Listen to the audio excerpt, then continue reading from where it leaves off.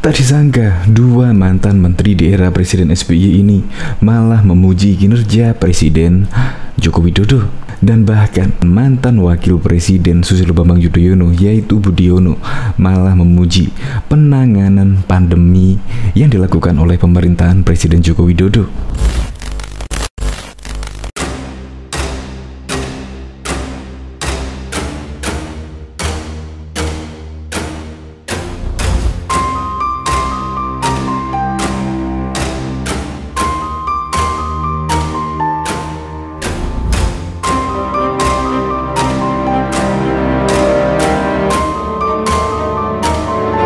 Yaitu Menteri Perdagangan, yang pada waktu itu juga mantan menteri dari Presiden Susilo Bambang Yudhoyono. Sekarang ini malah terkesan membandingkan pemerintahan yang dipimpin oleh SBY dan juga Presiden Joko Widodo, bahwa Presiden Joko Widodo baru 4 tahun pada tahun 2019 yang lalu sudah membangun jalan tol sepanjang lebih dari 600 km, atau jika dihitung rata-rata setiap tahunnya bisa mencapai 160 km per tahunnya. Nah, beda dengan Presiden Susilo Bambang Yudhoyono. Presiden Susilo Bambang Yudhoyono pada 10 tahun hanya membangun 212 km saja, atau per tahunnya cuma 21 km saja. Bandingkan hampir 8 kali lipat di masa kepemimpinan Presiden Joko Widodo yang hanya 4 tahun saja. Bahkan juga Hatta Rajasa, yaitu pada waktu itu menteri dari Susilo Bambang Yudhoyono, juga memuji pembangunan jalan tol yang digagas oleh Presiden Joko Widodo. Bahkan juga wakil presiden pada waktu itu yaitu Budiono juga memuji penanganan pandemi ini di Indonesia, yaitu sangat serius dan juga cepat. Untuk lebih lengkapnya, simak berita berikut ini, Good News Indonesia. Belum menyaksikan video ini, pastikan bosku jangan lupa subscribe, karena subscribe itu gratis plus bonus tonton video terbaru setiap harinya. Jangan lupa ya. Mengejutkan, mantan menteri era SBY bandingkan Jokowi dengan SBY. Ternyata mantan menteri di era Presiden ke-6 Republik Indonesia Susilo Bambang Yudhoyono, Muhammad Lutfi, memuji kinerja Presiden Jokowi, terutama dalam hal pembangunan infrastruktur jalan tol. Lutfi yang merupakan mantan Menteri Perdagangan pada Kabinet Indonesia Bersatu II ini membandingkan pembangunan jalan tol di era Susilo Bambang Yudhoyono dengan Kabinet Kerja yang dipimpin Jokowi. Ia mengungkapkan, selama 10 tahun masa kepemimpinan, Susilo Bambang Yudhoyono membangun jalan tol sepanjang 212 km atau 21 km per tahun. Tetapi Pak Jokowi orangnya kurus-kurus kerempeng ini bangun 671 km jalan tol dalam 4 tahun, atau kira-kira 161 km per tahunnya, ujar Lutfi saat acara hijrah menuju kemajuan bangsa yang diselenggarakan Rabu Hijrah di Medan pada Rabu 6 Maret yang lalu. Bukannya saya menjelekan presiden, bos saya sebelumnya, tidak, tapi saya hanya tunjukkan angka. Lutfi mengungkapkan, pembangunan jalan tol sangat penting, baik untuk lalu lintas maupun aktivitas ekonomi. Namun, ia mengakui memang biaya pengerjaan jalan tol membutuhkan biaya yang tidak sedikit.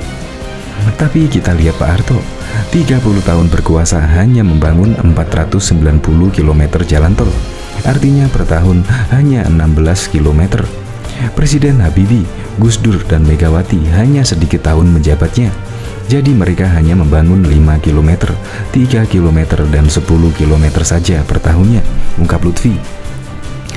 Jokowi tak berhenti di situ saja. Ia juga mengapresiasi kerja keras Presiden Jokowi yang telah meyakinkan masyarakatnya untuk ikut berpartisipasi dalam pembangunan jalan tol.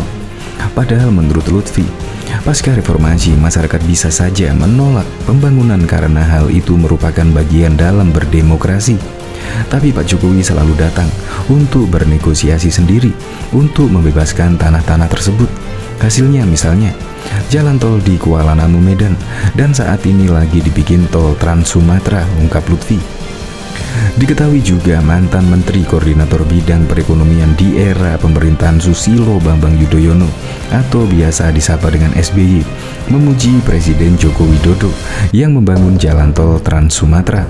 Menurut Hatta Rajasa, pembangunan ini dapat menciptakan efek berganda atau multiplier effect yang berkontribusi pada peningkatan PDB mencapai 900 hingga 1.200 triliun. Secara teoritis, keberadaan jalan tol Trans Sumatera diperkirakan akan meningkatkan kegiatan ekonomi di Sumatera. Akan terjadi multiplier effect sehingga dapat diestimasikan kontribusi terhadap peningkatan PDB mencapai 900 hingga 1.200 triliun dengan asumsi peningkatan investasi baik infrastruktur maupun investasi lainnya di 8 komoditas andalan Sumatera. Ujarnya dalam seminar daring di Jakarta antara Kamis 9 September yang lalu. Dengan demikian, lanjut dia, ada konektivitas jalan tol Trans Sumatera tersebut akan menimbulkan multiplier effect yang dahsyat. Dengan demikian, lanjut dia, adanya konektivitas jalan tol Trans Sumatera tersebut akan menimbulkan multiplier effect. Bisa dikatakan yang tadinya Pulau Sumatera baru bangun bisa menggeliat, ini bisa lari dengan adanya jalan tol Trans Sumatera ini, kata Hatta Rajasa. Dalam paparannya, Menko Perekonomian periode 2009 hingga 2014 tersebut mengatakan bahwa kehadiran jalan tol Trans Sumatera meningkatkan serapan tenaga kerja selama masa konstruksi dan setelah konstruksinya. Di samping itu, jalan tol ini juga menghemat waktu yang dapat diberikan setidaknya 50 sampai dengan 55 jam. Dengan keberadaan jalan tol Trans Sumatera yang membentang dari Lampung sampai dengan Aceh sepanjang 2.800 km, maka akan berdampak pada pemerintah, daerah, dan swasta investor atau membangun feeder ke jalan tol untuk menggali potensi daerah. Dengan demikian, investasi akan meningkat. Dampak kedua, terbangunnya simpul-simpul logistik yang akan memperlancar pasokan dan dapat menekan biaya logistik. Kemudian dampak ketiga adalah meningkatnya PDB daerah secara signifikan akibat multiplier effect, serta dampak berikutnya mendorong kunjungan wisatawan. Dampak terakhir dari adanya jalan tol Trans Sumatera yakni akan tumbuh kawasan perekonomian baru dan pusat-pusat permukiman baru yang lebih modern. Diketahui juga menghadapi pandemi ini, Presiden Joko Widodo dinilai telah melakukan desain kebijakan publik yang tepat bagi masyarakat di seluruh Indonesia. Satu di antaranya, penyediaan pelayanan kesehatan bagi masyarakat. Selain itu, pemerintah pun memberlakukan pembatasan sosial berskala besar (PSBB) untuk mencegah penyebaran pandemi ini, serta menyalurkan bantuan sosial bansos bagi masyarakat yang terdampak secara ekonomi. Saya melihat pemerintah sudah mendesain polisi yang cukup komprehensif menurut saya. Dibilang public healthy, PSBB menuju new normal dengan menuju kriteria, dan kemudian di bidang sosial ekonomi ada social production, bantuan sosial macam-macam, kata mantan Wakil Presiden Republik Indonesia Budiono dalam dialog posisi geostrategis Indonesia pasca pandemi ini melalui virtual pada Jumat 26 Juni 2020 yang lalu. Budiono juga mengapresiasi kebijakan yang dikeluarkan pemerintah dalam sektor ekonomi, yakni meningkatkan kredit bagi UMKM, mendorong bank melakukan restrukturisasi kredit yang mandek, kemudian menghilangkan aturan-aturan yang dinilai menghambat perekonomian.